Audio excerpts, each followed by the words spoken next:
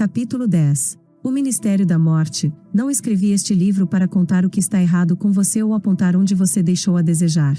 Ao contrário disso, escrevi este livro para declarar a você o que é bem certo a seu respeito, apesar de toda a sua fraqueza, por causa de Jesus Cristo. Este livro tem a ver com a boa nova de Jesus Cristo. Ele não veio para condená-lo, mas para levar sua condenação sobre si mesmo, para que você nunca mais seja condenado novamente. Jesus morreu na cruz por nós? Seu sangue foi derramado para o nosso perdão? Então, por que tantos crentes ainda estão vivendo em condenação embora Jesus já tenha sido punido pelos pecados deles? A cruz fez diferença ou não? Jesus Cristo já livrou a todos os crentes da aliança da lei que os condenava. Mas há crentes que escolhem continuar a viver sob a condenação dela, em lugar de receber a graça que foi comprada pelo sangue de Jesus Cristo. Em vez de depositarem sua confiança na bondade imerecida vinda da parte de Deus por meio de Jesus Cristo, eles escolheram depositá-la em sua capacidade de cumprir as 10 mandamentos. Ao fazê-lo, eles simplesmente escolheram o ministério da morte. Que sacrilégio! Eu gostaria que você soubesse que os 10 mandamentos leis santas de Deus.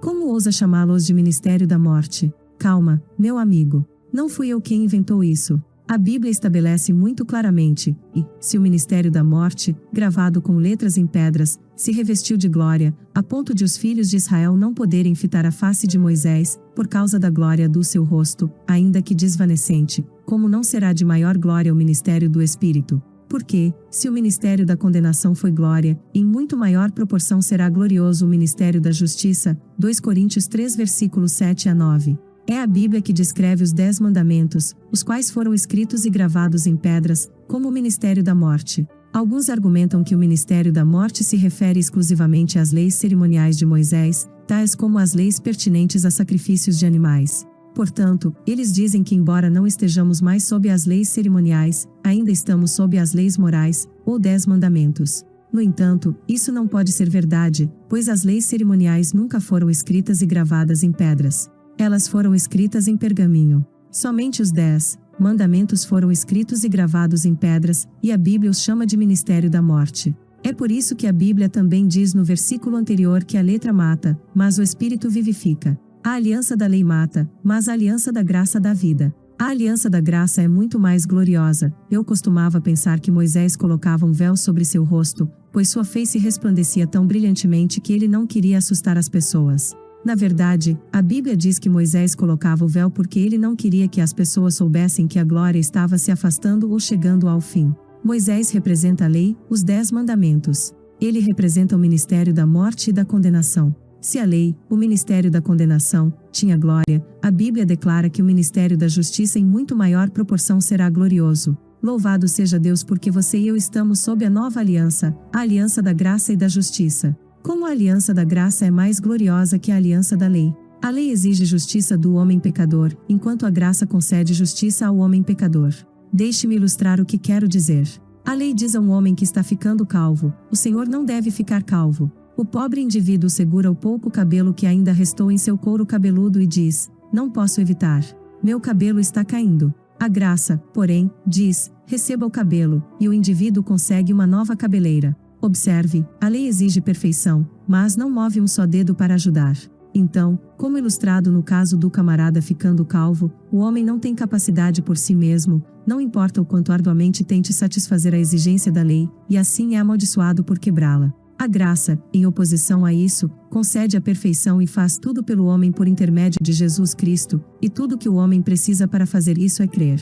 Qual dos ministérios você acha que é mais glorioso? O ministério da morte, que exige, ou o ministério da graça, que concede? Os 10 mandamentos matam. Quando Deus deu a lei no Monte Sinai, esse foi o primeiro Pentecostes, exatamente 50 dias após a Páscoa judaica, que ocorreu quando o Senhor libertou os filhos de Israel da escravidão no Egito. Sabe o que aconteceu quando os 10 mandamentos foram proclamados?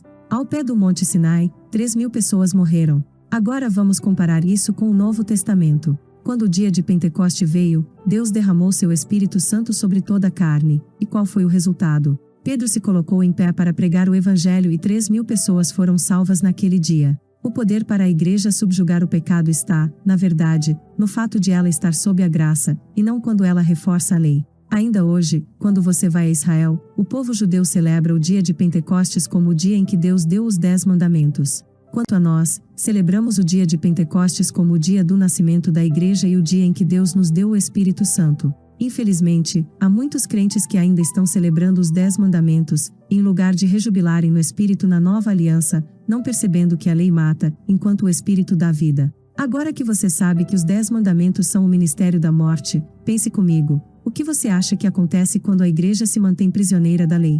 O que acontece quando pregamos uma série de sermões a respeito dos 10 mandamentos? Você consegue perceber o porquê de o corpo de Cristo estar doente e deprimido hoje, ou o porquê de os crentes não terem poder para subjugar o pecado? Por gerações, a Igreja tem acreditado que ao pregar os 10 mandamentos, ela produz santidade. Quando vemos o pecado em alta, começamos a pregar mais a lei. Mas, na verdade, a palavra de Deus diz que a força do pecado é a lei. Ela também afirma que o pecado não terá domínio sobre vós, pois não estáis sob a lei, mas sob a graça. Então o poder para a Igreja subjugar o pecado consiste, na verdade, em ela estar sob a graça, e não em ela reforçar a lei. Pregar mais da lei para neutralizar o pecado é como adicionar madeira ao fogo. Então, quem tem nos ludibriado todo esse tempo e nos vendido rima mentira? Porque o corpo de Cristo desconfia tanto de pregadores da graça, se a graça é o antídoto para o pecado. Vamos lá, Igreja, é tempo de perceber que é o diabo quem se beneficia de tudo isso. Ele é quem está usando a lei para trazer morte e condenação, e para oprimir os crentes. Eu sou um antinomiano. Sei que vou pisar em alguns calos por causa do que tenho dito. Mas, por favor, entenda que não é Joseph Prince quem está encontrando erro na antiga aliança da lei. A palavra de Deus diz, porque, se aquela primeira aliança tivesse sido sem defeito, de maneira alguma estaria sendo buscado lugar para uma segunda. O próprio Deus encontrou falha na antiga aliança da lei e nos 10 mandamentos. Ele enviou Jesus Cristo como nosso mediador de superior aliança instituída com base em superiores promessas. E, de fato, a nova aliança da graça está estabelecida em melhores promessas e é mais gloriosa que o ministério da morte, pois não é mais dependente de nós, mas é completamente dependente de Jesus, que não falha. Ao inserir uma nova aliança da graça, Deus tomou a primeira antiquada. Em outras palavras, com o advento da nova aliança da graça, os 10 mandamentos se tornaram obsoletos. Não estamos mais sob o ministério da morte, mas sob o ministério de Jesus, que traz vida. Ao longo dos anos, tenho desenvolvido uma melhor compreensão da razão que levou o apóstolo Paulo a declarar, porque não me envergonho do Evangelho de Cristo, pois é o poder de Deus para a salvação de todo aquele que crê, primeiro do judeu, e também do grego. Eu costumava me perguntar por que Paulo precisava anunciar que não se envergonhava da Boa Nova, mas agora percebo que nem todo mundo concorda em aceitar quão boa é a verdadeira Boa Nova. Por pregar o Evangelho de Jesus e ensinar que não estamos mais sob a lei, meu nome tem sido arrastado na lama. Hoje as pessoas não atiram pedras, elas atiram e-mails venenosos. Uma das coisas pelas quais eu tenho sido acusado é de ser um antinomiano, alguém que é contra a lei de Moisés. A verdade é que eu tenho o maior respeito pela lei. E é precisamente porque tenho esse elevado respeito pela lei que eu sei que nenhum homem é capaz de cumpri-la. Temos de depender totalmente da graça de Deus. Aqueles que me acusam e a outros pregadores de sermos antinomianos são os mesmos que separam e escolhem as leis que são convenientes rara guardarem. Eles alegam ter um elevado respeito pela lei, mas, na verdade, rebaixam o padrão da lei de Deus a um patamar no qual pensam que podem guardá-la. Eles, então, escolhem as leis que são convenientes para sua personalidade ou as quais se alinham com suas denominações. Ora, somos nós, os pregadores da graça, que temos o maior respeito pela lei. Reconhecemos que é impossível para o homem guardar a lei perfeitamente. Você não pode selecionar e escolher quais leis quer guardar.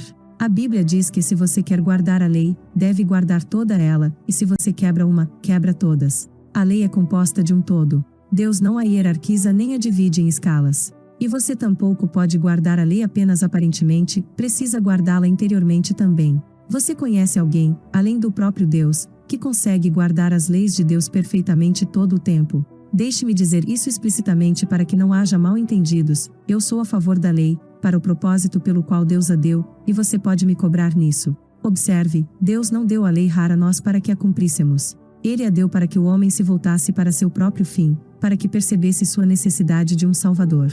Não há nada essencialmente errado com a lei. Ela é santa, justa e boa. Mas é tempo de perceber que mesmo sendo santa, justa e boa, ela não tem poder de torná-lo santo. Ela não tem o poder de torná-lo justo e, definitivamente, ela não tem poder de torná-lo bom.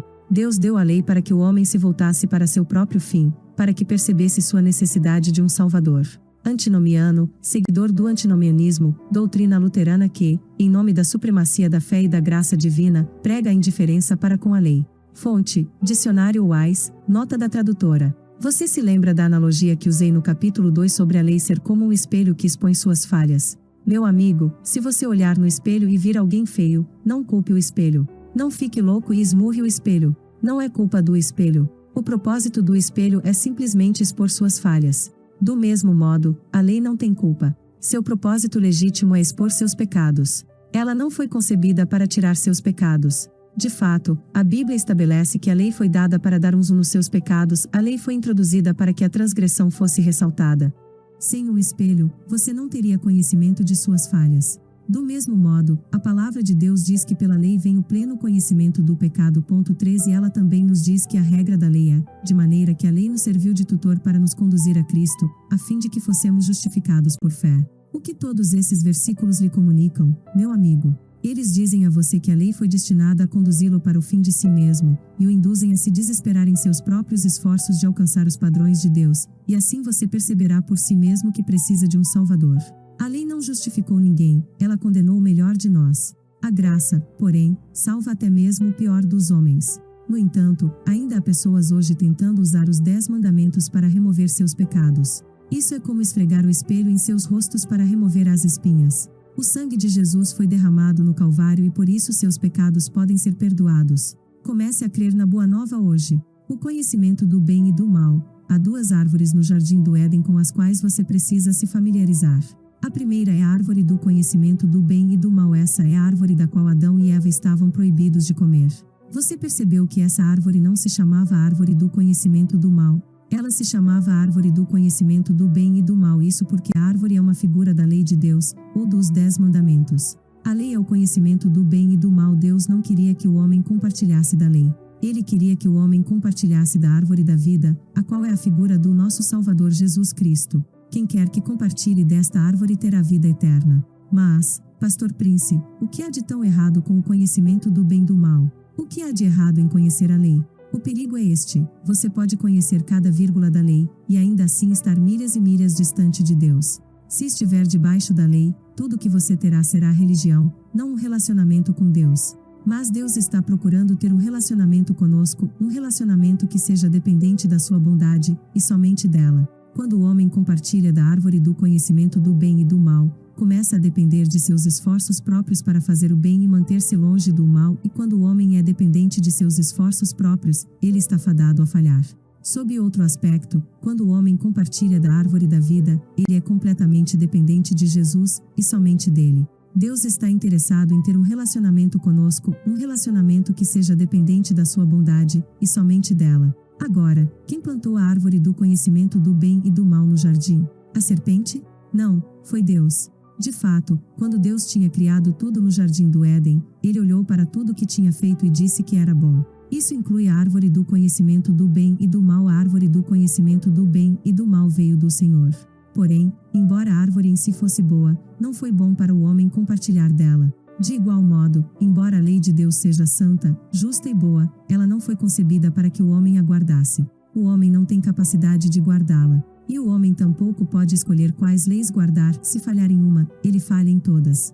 Deus não dá ponto sem nó. A Bíblia diz que o salário do pecado é a morte. Então, quando o homem falha em uma faceta da lei, está condenado a morrer e não pode mais compartilhar da árvore da vida, a qual lhe daria vida eterna. É por isso que quando Adão e Eva pecaram, Deus teve de expulsá-los do jardim e colocar um querubim e o refulgir de uma espada que se revolvia, para guardar o caminho da árvore da vida. Qual a importância de todas essas coisas? Bem, há um princípio na interpretação da Bíblia conhecido como a lei da primeira citação, que diz que toda vez que uma palavra é mencionada pela primeira vez na Bíblia, o significado da palavra naquela instância tem uma relevância especial para o modo como vamos entendê-la ao longo da Bíblia. Nessa instância, é a primeira vez que a palavra espada é mencionada na Bíblia. No contexto deste versículo, vemos a espada como um julgamento de Deus. É uma espada incansável rondando cada caminho para que de jeito nenhum o pecador, tendo desobedecido a Deus, consiga retornar para ele. Agora, vamos dar uma olhada na última menção da palavra espada no Antigo Testamento. Ela é encontrada em Zacarias, capítulo 13. Desperta, ó espada, contra o meu pastor, e contra o homem que é o meu companheiro, fere o pastor, e as ovelhas ficarão dispersas. Zacarias 13, versículo 7. O pastor mencionado no versículo é Jesus, nosso bom pastor, e as ovelhas dispersas se referem a como todos os seus discípulos falharam quando ele foi pregado na cruz. Isso nos mostra que a incansável espada do julgamento, a qual por tantas gerações barrou o pecador de aproximar-se do Deus Santo, foi finalmente cravada no peito do nosso Senhor Jesus quando o pleno julgamento e vingança de Deus por todos os nossos pecados recaíram sobre ele na cruz. Jesus foi castigado na cruz pelos nossos pecados. Ao sacrificar a si mesmo e absorver o total peso do julgamento que se destinava a você e a mim, Jesus parou a espada de julgamento que nos impedia de compartilhar da árvore da vida. Ele sacrificou seu próprio corpo para abrir o caminho para a árvore da vida. Deus jamais nos condenará, porque seu unigênito Filho já foi condenado em nosso lugar. A cruz do Calvário se tornou a árvore da vida para nós na nova aliança. Podemos livremente compartilhar da sua justiça e tiver cada dia sem culpa, condenação e vergonha. Aleluia! Não há mais julgamento para você quando Deus olha para você. O que isso significa, meu amigo? Significa que não há mais julgamento para você quando Deus olha para você. Pare de depender da árvore do conhecimento do bem e do mal para sua justificação. Jesus já o redimiu do ministério da morte ao morrer na cruz. Desfrute do que ele comprou para você hoje e compartilhe da obra consumada de Jesus, nossa árvore da vida. Você não está mais sob o ministério da morte. Jesus veio para que você tenha vida, e a tenha em abundância.